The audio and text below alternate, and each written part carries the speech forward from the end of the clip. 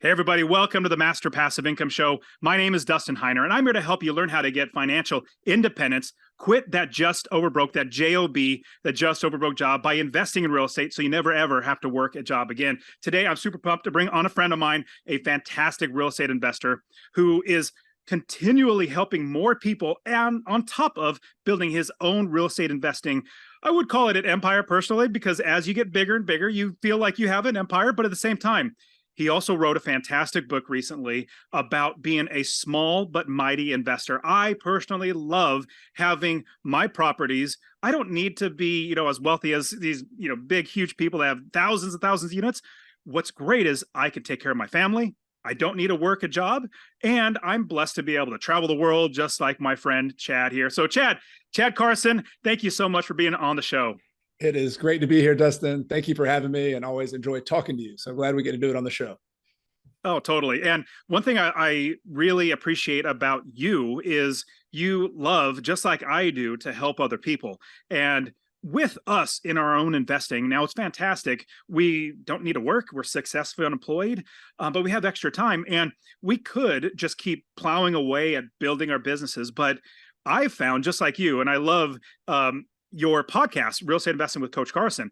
I just feel more like a coach or more like just a teacher. I really love doing that. And don't get me wrong, I love investing as well, but I love also the fact that I get to help people achieve that as well. So Chad, it's been a little while since you've been on the show. I'll definitely put in the description with the last episode so people can go back and listen more about you, but talk to us about what you've been up to. And you just came back from being 12 months living in Spain for 12 months, which is with your entire family, which is fantastic. But let's catch up. How are you doing, and how is your business doing?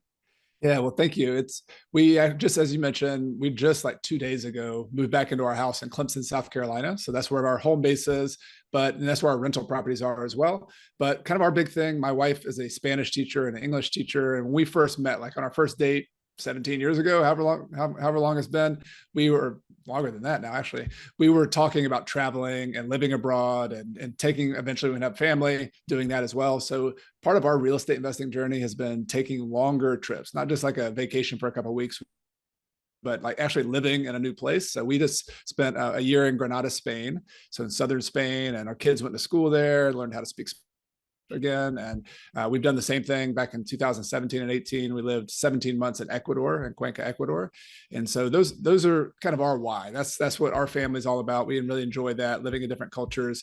And real estate investing, we've kind of worked it backwards from that. So when I started, I was 21 years ago, I got out of college and I didn't have any debt, which was nice. I got a college scholarship to play football at Clemson University, go Tigers. But I didn't have a lot of capital at that point. And so I just kind of got into the business thinking I would flip houses and wholesale houses. And that's how I made a living. But eventually I really came to love buying properties. Those are the other stuff was kind of just making a living. Whereas buying whole rental properties were amazing because it's like you plant these seeds would grow, and then you live off the rental income, which doesn't come day one, like a fruit tree doesn't produce fruit day one, but eventually once it starts really you get it stabilized and you get a good property with good tenants, then you can live off of it. And the cool thing, and kind of going back to our trips, is once you get it stabilized and managed and some systems and have a good team, 2 hours per week or so is kind of what I've been typically spending on my property management, owning the rental side of the business. So that's kind of the big picture. That's what my real estate journey has looked like. Lots of ups and downs and mistakes along the way as well. But that's my journey, and my kind of motivation for doing what you do, of sharing with the podcast and the book I wrote, is to help other people do that. Like I don't necessarily want to own 1,000 units either. I would rather have like tens of thousands of people owning a few properties themselves, and then all of us having more time, more freedom, more flexibility to do what matters. That's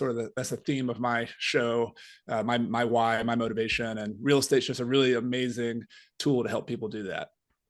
I love it. And I completely agree, because imagine if you're working for somebody else, and usually if you're working a full-time job, it's 40 hours a week, and sometimes more, 50, 60, 70 hours. I mean, it can get a lot of time. But if you had that time back in your life, so everybody listening, if you realize all that time you're spending for somebody else, instead you spent it building your own business, and then you get to hopefully financial freedom where you have your properties making you money. Like Chad, like you said, work a couple hours a week at most on your properties. And with that, you're making money. Then you have all this extra time. With extra time, and that's the one commodity we all spend, but never make any more. We can't earn, we can't make, we can't do it. We just constantly spend time. With that, if we could then use it to help other people and serve other people. So that's why I think you and I are friends, is because we have that vision. We love that. Plus, we're also investors as well. And we travel. There's so many great things. And I play football too. And so, yeah, it's so cool hanging out with you again. Now, Chad, with your traveling, you also, like, people might be thinking, well, you have to have thousands of units to be able to travel the world and, live someplace for 12 months. But I love the idea of the book that you wrote. You've actually written a couple books, and this one's produced by Bigger Pockets. And we're going to have a promo code for everybody if you want to get 10% off that. So we'll give that to you in just a little bit. You can check in the link in the description as well. But with your book that you wrote about being a small and mighty investor, basically, you don't need to be this huge empire magnet, mogul, real estate mogul, in order to have the life that you want. You can start small. You can actually be small. But I like how you engineered your life almost backwards. Like, this is what I want. Let me build my business and income that way. So talk to us about the idea behind this small but mighty investor. Yeah, so I want to give a definition of what that means first. What is a small mighty investor? And I'll give you a couple of examples. The definition is basically that instead of, you might have heard, in the Instagram or in the social media world, there's a lot of people talking about 10xing and going big, and like success equals getting bigger and going faster and doing more. And like, there's nothing wrong with growth. Like, I'm all about getting better and growing. The idea of a small mighty investor is that we work it backwards from the lifestyle that we just talked about, and saying, like, how much time do you want? You want a time to do this. You want a time to spend with your family, time to travel, time to do this job that doesn't pay as much, but it's really exciting to you. And so you work it backwards from that and say, what are the least number of properties that I would need to produce the income I need to have that lifestyle? So it's about the least. It's about simplifying. It's about having the minimum amount. Now, that could mean, like, if you have really high aspirations for a lot of money in your life, which is, I'm not judging, that's cool too, then you might have a lot more properties. But the idea is to have the minimum instead of the maximum, because once you start growing and getting a lot, and this has been my experience, then it complicates your life. You have more moving parts, you have more systems, you have more people to manage. And that's not saying you couldn't manage all those people. There are people who own big corporations and do all that. But my experience has been the people I've known in my life, the mentors who had the most peace of mind, the most space in their life, the most relaxation, enjoying their life the most, had the smallest, simplest businesses, the smallest, simplest real estate portfolios. So that really struck me. And I learned that the hard way, because my first 3 to 4 years in business, I went to seminars and was inspired by people who were going big and flipping 50 houses a year, buying 100 units at a time. And I was like, I want to do that too. But I ran into 2007, 8, and 9, the Great Recession, and kind of had to hold on by the skin of my teeth. And we survived, but I learned about the risk of that. I learned about the alternatives that you could do. And I also just learned that you don't need that many. Like, with a smaller number, if you have a simple conservative portfolio, maybe even pay them off one of these days, maybe not up front, but like, 15 years, 10 years down the road, having a simple low risk portfolio could actually be just as profitable. But going back to the time, having a lot more time, a lot less hassle and risk as well. With that, I wholeheartedly agree. And I love the idea of figuring out what is the minimum amount of properties that you need. For me, when I was talking to my wife, when I was working that job, same as most people. And with that, I started thinking, well, how much do we spend every single month? Like, what are our expenses every single month? And then I do remember my wife specific the number, like with mortgage, insurance, food, all that sort of stuff. It was $4,200. Like, that's what we need in order to pay for all of our bills. And for me, I was always shooting for $250 a month in passive income from every property. Well, $250 a month, if you just multiply that out, you just get 10 properties, that's $2,500 a month. 20 properties is $5,000 a month.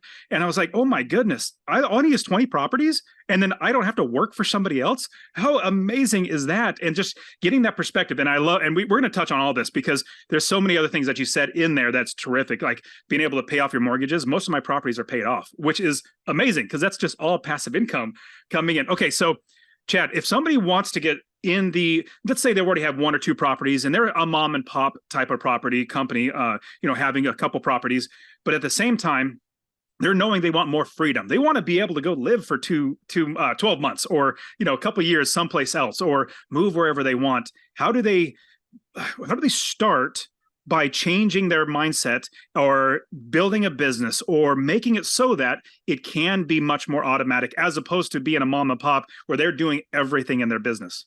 Yeah. So if you're in that situation where you're doing everything, just know that we've all been there. I know Dustin's been there. I've been there. Like I always tell people that real estate is an amazing business model because it starts off kind of like a venture capital startup. Like, Silicon Valley, you always hear about people when they start a company, they spend a ton of time doing it. And even if you're doing this part-time, you're going to spend more time up front learning how to buy a property, building your team, talking to people about financing, making mistakes. Like that's what we do, right? When we're learning something, it takes more time.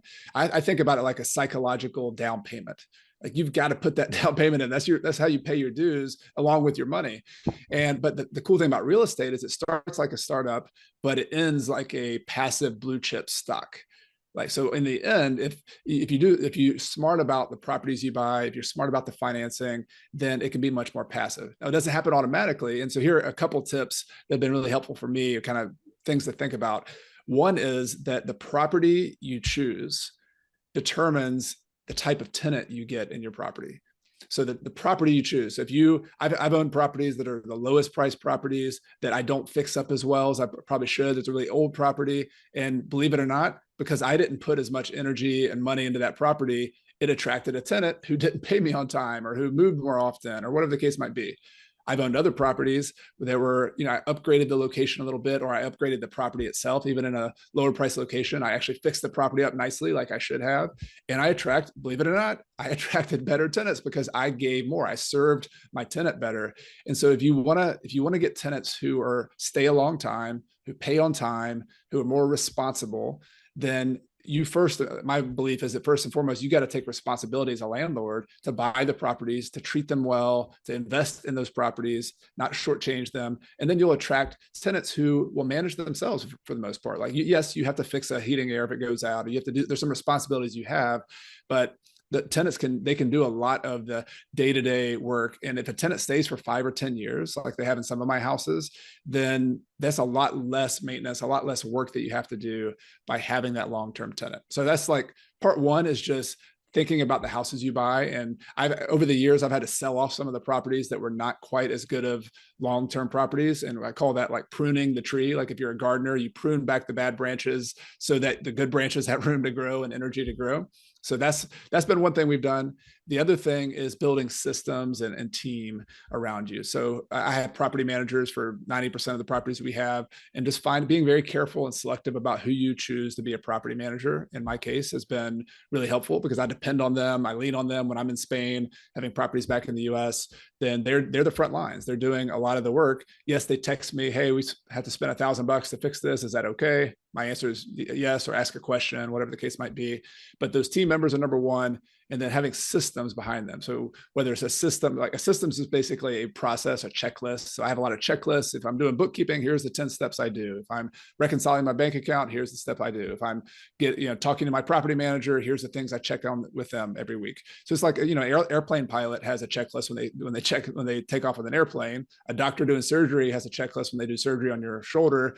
Why wouldn't you have that as a real estate investor? And so I encourage you and your listeners to have, systems and checklists. And if you don't have those right away, this is why you listen to a podcast of other people who are doing it. You can borrow their systems, you can borrow their checklists, you can do it the way they do it. And those things combined, good quality properties that attract good tenants, a team around you, and systems, is what eventually leads to more of a 2-hour work week, having more of your free time so that you don't have to do all of those details all the time. How do you scale your business? Let's say we do create a business. We have a certain area of the country that we're investing in. We have a good city, maybe even 1 or 2 different cities that we like to invest in.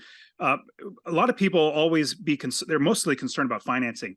Number one, how to find the right properties and not lose money, of course, but then how do we actually buy them? People love to, that's what they ask me the most of, like, how do I finance it?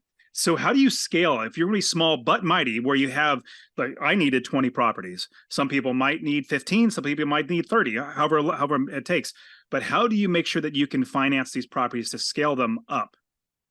Yeah, I look at financing like a toolbox. And so when you're a new investor, you might have one tool. Yeah, you might buy one rental property, put 20% down and use a conventional loan because you have a good job and good credit. That's a tool. That's like, let's call that your hammer. Like that hammer works well.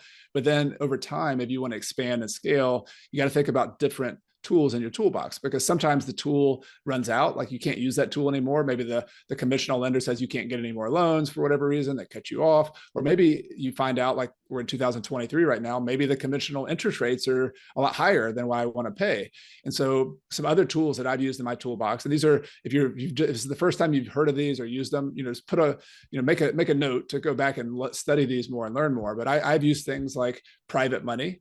So I had most of my deals that I've purchased over the years, pretty much by necessity, because when I first started, I didn't have a W-2 income. I didn't have any, I had some credit, but I was a 23-year-old kid basically, and I had to go out and buy properties. So I went to individuals who loaned me money as an individual. Or I learned a little trick where you can go to individuals who have retirement accounts, and they might have money in an old 401k from their job. And I taught them how to move some of that money to a self-directed retirement account. So there's a special custodians who can hold some or all of their retirement money, and they can make loans to you that you can buy real estate with. So originally I paid 10% interest to these lenders in my early days. And then eventually I said, I can't pay 10% interest and own rental properties. That's a pretty high interest rate. How about 6%? And so I negotiate, after I built some credibility with them, I've started over the years, I had a handful of people that I made payments to every single month. This was their retirement income. They lived off of this income. They paid for groceries and they told their friends about it.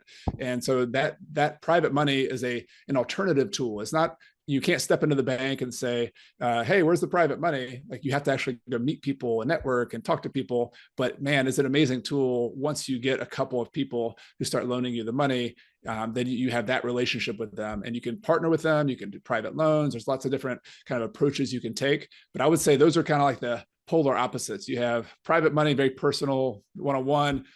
Bank loans are another. But then even within the bank world, there's a whole lot of different products. There's commercial loan products. There's a new product called DSCR loans, debt service coverage ratio loans, that are primarily for investors, and they look at the income on the property, and they're not necessarily going to cut you off at 5 properties or 10 properties because your personal income is used up. They look at the income for the property instead of your personal income. And so a lot of investors use that once they outgrow that kind of conventional loans. And so those are just a few. Those are three examples: conventional loans, DSCR, and private loans. But man, there's so many more that I've used: seller financing, lease options, subject to the mortgage, a whole number of them that you can study and learn about if you're really serious about scaling and doing more. I personally counted 14, no, was it 15 different ways of getting financing that I personally used. Like it could, like you said, even I've used portfolio loans and bundled loans. I've even used a signature loan. I went to a bank and I said, hey, can I just sign my name on just an unsecured line of credit and you give me money? Like, yeah, I've even used credit cards. There's so many different ways. Now, these are advanced strategies. You got to make sure you're doing it right, so you're not losing money. But with that, we got to make sure that these are all tools that we can use for any deal. Because a lot of students come to me and say, hey, Dustin, I have this amount of money. Should I use it for a down payment, or should I use it for a BRRRR strategy, or they always have these ors. I'm like, it's not an or. Just like you said, Chad, these are tools in your tool belt that whatever deal comes along, you figure out a way to make it work. So I love that. Now, you said something I definitely want to touch on, is paying off debt. Now, a lot of people, there's 2 different camps: Dave Ramsey people and the Robert Kiyosaki people. Dave Ramsey people never have debt, don't ever have debt. Kiyosaki, I much more leans towards the Kiyosaki, where we use debt to make us money. But at the same time, I also have a wife. So I'm more Kiyosaki, use debt, make money, love it, absolutely love it. My wife is definitely the Dave Ramsey type, where she says, we don't want debt. And so I was blessed to be able to build up my business with loans. But then when I was about ready to quit my job, my wife said, hey, we have a lot of loans and we have some extra money. Why don't we pay off some of those loans? And I said, but then I can't buy more properties. Why would I do that? And she said, well, if you're going to quit, we need to make sure our family's taken care of, get these loans taken out. I'm like, oh, okay, fine. So that's what I did. Started paying off. And what was amazing was I made so much more money when those loans were paid off because I had more passive income. So talk to me about how and when should we look at paying off our loans to increase our passive income, maybe free up a slot of a mortgage so we can buy another property and all that. Well, it sounds like you have a ninja wise wife. You know, she's a real estate ninja behind the scenes there, understanding kind of the advanced strategies. But I want to give people drop a context for this because I'm with you. Like I lean a little bit more towards the Kiyosaki camp of saying debt is a good debt can be a tool, it can be something to use. But I want to give us just an idea here is that as a real estate investor, different tools are going to make sense at different times of your career, like different stages of your career. And in fact, I'm going to simplify it a little bit, but say, let's just say you have 3 stages as a rental property investor. The first stage is a starter. And this is going to be like your first 1, 2, 3, 4 deals where your whole goal as a starter is just to get in the game. You're just trying to get started. You don't know what you don't know. You just got to get a deal or 2 under your belt, and you're going to have the like real life university when you go to buy those first 2 properties, because you're going to learn so much. You're going to build relationships. So that's like your whole objective, just get in the game as a starter. That's part 1. But then as you kind of get those deals under your belt, you're then going to move into the stage called a wealth builder stage. And the whole objective of a wealth builder is turning whatever capital you have, whether that's $1 or $50,000, $100,000, turning that into a lot more than you have right now. So let's just say $1 million or $500,000 or $1.5 million. Like that's possible. Real estate is an amazing tool. And that's where leverage, both the starter and the wealth builder stage, leverage is really important. Now you can do it as Dave Ramsey does it. You could pay cash for properties and then recycle that cash and buy it. I've known people who've done it. I've actually done an experiment in my retirement account where I paid cash for everything. I never got a loan on it. And my property, that account has grown at 14% per year very well without ever using any debt. So it's possible, right? You don't have to go that route. It takes a little bit longer to get started.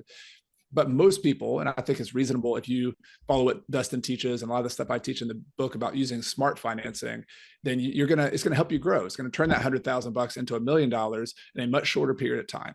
So that's why all those tools are important. But here's the difference, like, because there's a stage 3, and I think this is what your wife was getting at, and my wife had a very similar sentiment, is that at some point it might be like an intermediate milestone. It might be your final milestone before you go into financial independence. It makes sense to not just measure success by return on investment and growth, because that's what our metric is as a wealth builder and even as a starter. Like number 1, grow, grow, grow. I don't have enough money. I need more money. But at some point when you have enough money and you're ready, to use a poker metaphor, to take some chips off the table, it makes sense to, yes, growth is still important, but let's also prioritize reducing our risk, because having debt, as wonderful as it is, and as much as it helps you grow, if we were to get another Great Depression, if we had a long recession, if you lost, some income, if you had a bad health scare, it's the only way I've seen people go out of business in real estate is because of debt. I know there's a lot of other things that could happen, but debt is the big risk. So I have a healthy respect for it. And so my philosophy is at some point, take some chips off the table and start paying off, maybe not all of your debt, but start paying off some of your debt once you've had some success. And so this is what my business partner and I did. And we looked at it in a very simple scenario, like that third stage that I'm talking about here. You can call it like an ender stage or a harvesting phase. I don't like the word end because you're not really ending your career, but you're starting to harvest your wealth and starting to live off of it, either in part like you was trying to cover, $4,900 a month, or maybe you're just trying to cover like your basic, $1,000, $2,000 expenses. But anytime you hit that milestone, you might look at one of your loans like I did, and we had a $100,000 loan that used to be $180,000, but we've been paying it down for 5-10 years. And that $1,000 loan had $1,000, or the $100,000 loan had $1,000 per month payment. So $1,000 per month is $12,000 per year. And when we paid that $100,000 loan off, because we saved up some money to pay it off, and instead of buying another property, we generated a $12,000 cash return by paying that loan off. We freed up, so you can kind of, there's more math to that, but you can look at it like a cash on cash return of about 12%. And so if your goal is to stack cash flow and pay for your lifestyle, I have never found another investment where I can reduce my risk, where I can increase my cash flow, and I can simplify my life by not having to buy more properties that have more tenants, that have more things that can break, than a $12,000 free cash flow investment. And so that's kind of the idea, is that you can do that in part of your properties, maybe more or all of them, but eventually you can meet that number we talked about earlier, whether it's $5,000 a month, $10,000 a month. You can do it with leverage properties, $250 a month at a time, like you're talking about, which I think is an awesome place to start. But you can also have fewer properties. Maybe you can have 10 properties paid off that each produce $10,000 or $1,000 per month. and you'd only need 10 of them. You could sell off part of those 20 properties, use the profits to pay off the other 10, and have an even simpler scenario. And so that's the idea I want to just plant in people's heads, is that you have the starter, wealth builder, the ender, harvester phase. And when you start getting like the tinges, or your spouse gives you like the feedback, like, hey, I think we kind of need to take some chips off the table, then paying off some debt could be a super smart thing to do. I think there's two huge points. Number one, Dave Ramsey, he actually went bankrupt because he had so much debt.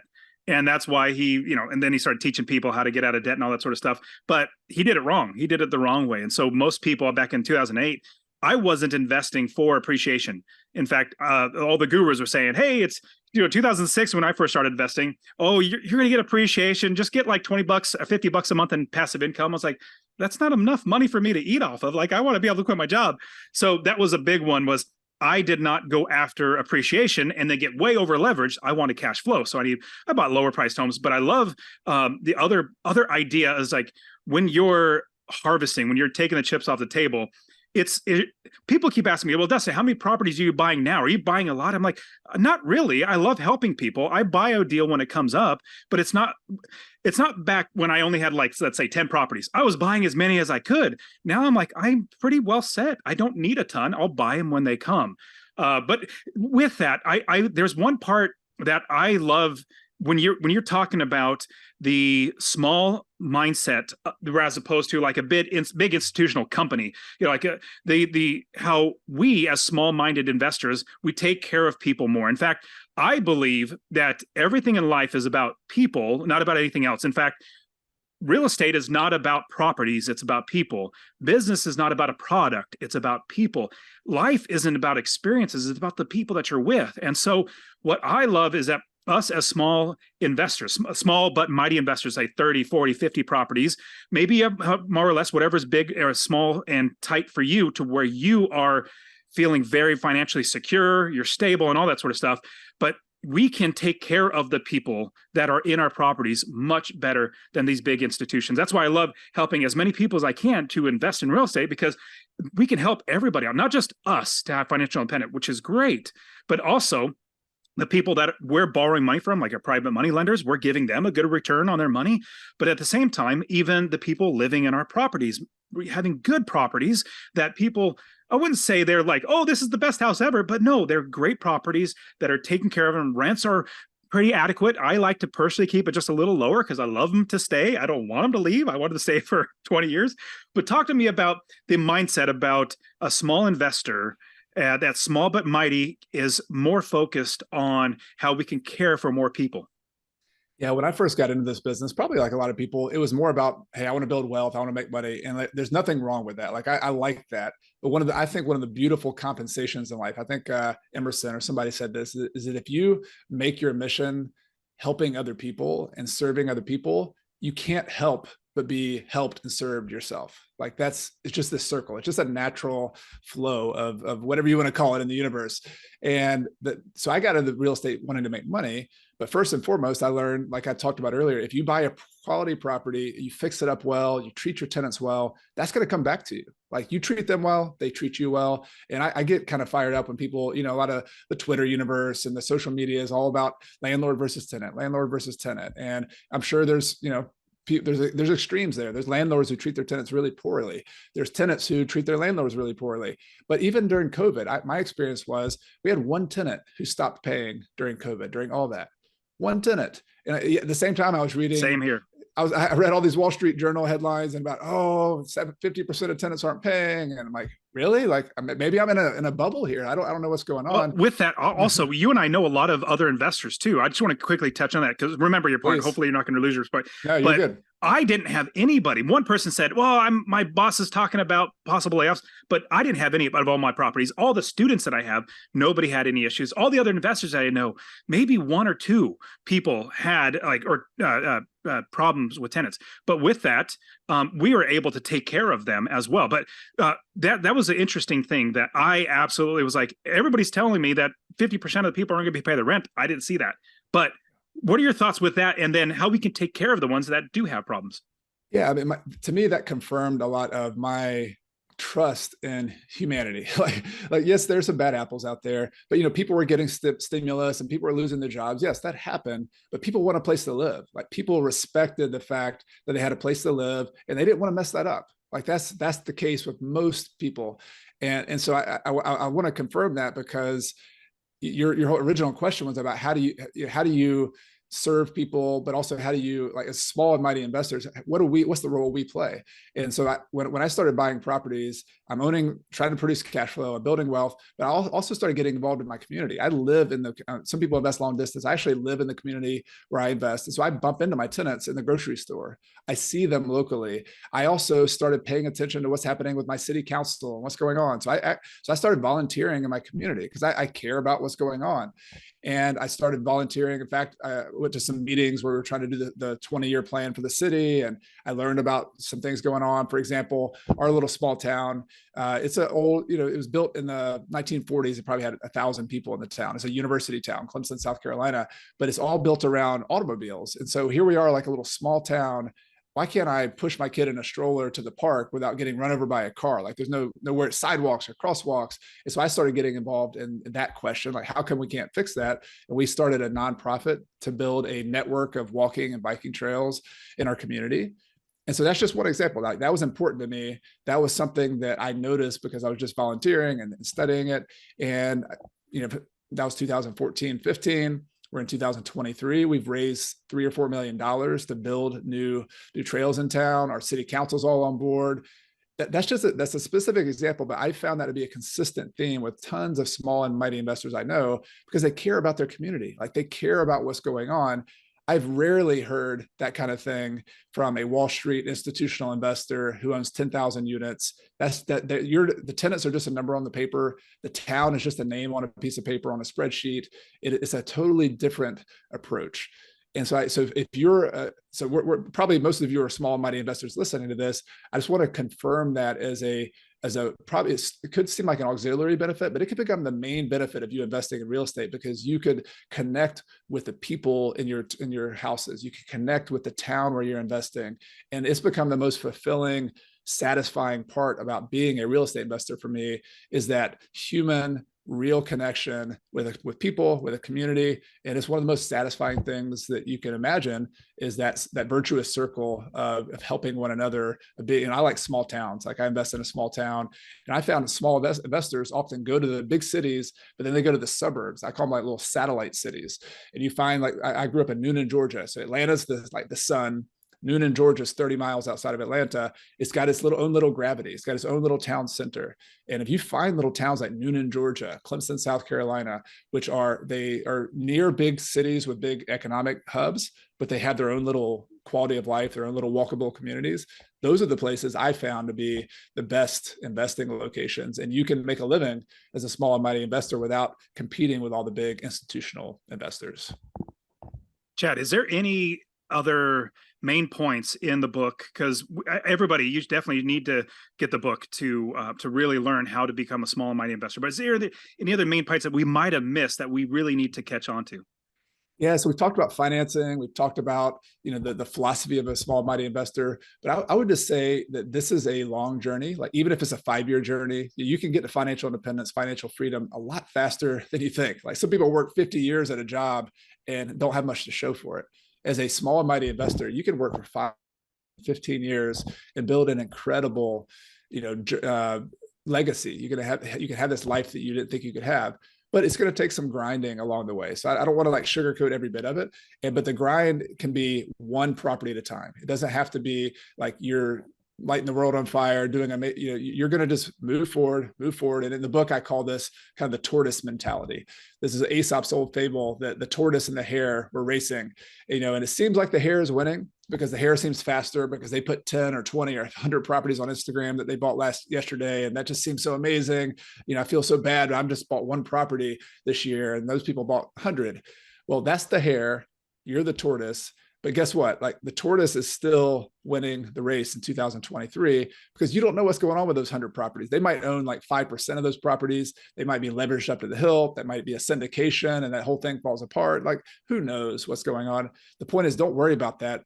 Worry about you, the tortoise, one property at a time. Keep moving forward. keep moving forward.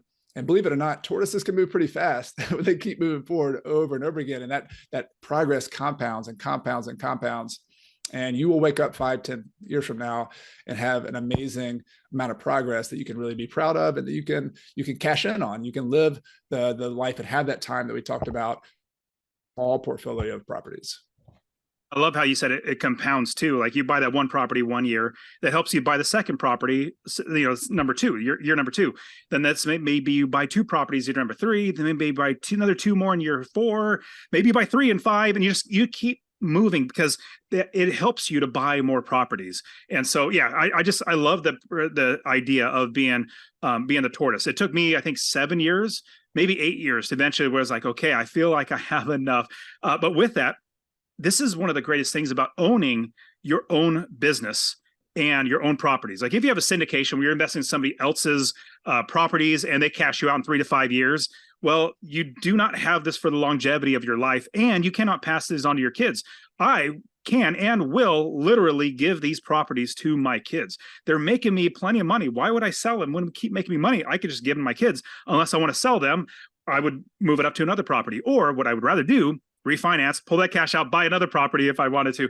But the biggest thing is this is generational wealth. I would literally keep passing this down on and on to my kids. Now, Chad, there's so many things more we can definitely chat about, but I know that you have your book and we can give everybody 10% off. Plus you have your YouTube channel, your podcast. We want to get all that out. Now, how do we get the book 10% off? And I will definitely put it in the description as well. Yeah. So I know Dustin will have a link. So if you're driving or something, you can look at this. But if you go to biggerpockets.com/small and mighty, that and is just written out, AND, then that's where you can find the book. It's going to be available pretty soon, later in August on on Amazon, on Audible, all those places. But the best place to get it right now is on Bigger Pockets, because there's also some bonuses, and you can get a 10% coupon if you just use the coupon Dustin. So DUSTIN, and you type that in when you're at the checkout, and you'll get 10% off the book. And there's also some cool bonuses. Like it's a very thick book, actually. There's a lot in there, but there's a few things they didn't let me include. It would have been too long. For example, I wrote a bonus chapter on how to be a small and mighty investor in a changing economy. So in 2023, when interest rates are higher and things are different and seems like I shouldn't be buying properties, how do I do this? So I specifically talk about how to invest in this economy. And then I also have another cool bonus, whereas I talked a lot about the 2-hour work week. And I actually have a schedule where I show what my week looks like and where on hour to hour, how I spend my time. And I give an exercise and talk about working it backwards from that schedule as a goal. So like creating your own agenda, basically saying, here's how I want my week to look like. Here's where I want to start my work. Here's the work I want to do, whether I make money or not. And how real estate might be like a 2 to 4 hour kind of window on 1 day a week. And so that's another cool bonus. So there's things like that you get at Bigger Pockets. And of course, you also get the 10% off. And I hope it's helpful for people. Like I wrote this book. Again, I'm where you are, Dustin. I don't need to do this kind of thing because this is a moneymaker. I do this thing because I'm on a mission. Like I really feel strongly that small investors can help our communities. I feel strongly that small investors need a message that's not necessarily 10x, go big, do all that, because that's a message, not a bad message, but that's a message for somebody else. Like the message I have here is for human beings who have families, who have friends, who have causes they want to be involved in, and they just want real estate to be a tool to help them do that. And so I see this book as a guide to help you do that. It's an A to Z guide. It's got the philosophy that you've heard today, but it's also got how do you buy the properties? How do you finance them? I have 7 safe debt rules where you can, some of the debt kind of things that I've seen people go out of business for borrowing money, and I've also had problems with. Like, how do you avoid some of those big problems and still use debt safely? So all of those kind of details are in there, and my hope is that it's going to be helpful for people. And then 5 years from now, I can hear about all of your success stories and kind of celebrate with you and give you that virtual high five that we're all moving forward and building wealth together. Love it. And you also have a really awesome YouTube channel that has lots of practical ways to invest and how to run the numbers. I love your little whiteboard type thing that you're writing. I can't do that stuff. You're great at that. So how can people find you on YouTube and your podcast and anywhere else? Yeah, if you look up Coach Carson, so just like a sports coach, Coach Carson on YouTube. If you look up on podcast channels, you'll find my stuff, and I love to connect with you there. My YouTube channel is I have a lot of tutorials where I have a little clipboard that I has a whiteboard clipboard and it have like an overhead camera, and it's like you're looking over my shoulder and I'm helping you run the numbers on a deal and trying to keep it simple. That's the way I like to do it. I just like to share and like to help you run the numbers and figure out make the really complicated stuff simple. So that's like Dustin. I like to share weekly. I have a weekly podcast and I interview people. Sometimes it's just me talking, but yeah, connect with me there. Leave a comment on YouTube. I check those and would love to connect with you, any of you, if you want to check me out there. Awesome. Hey, Chad, I'm super pumped. I love the book and I hope everything goes well with it. And I hope a lot of people get it, but I really appreciate you coming on the show, buddy. Yeah, it's a lot of fun. Thank you. Look forward to connecting in person as well sometime soon.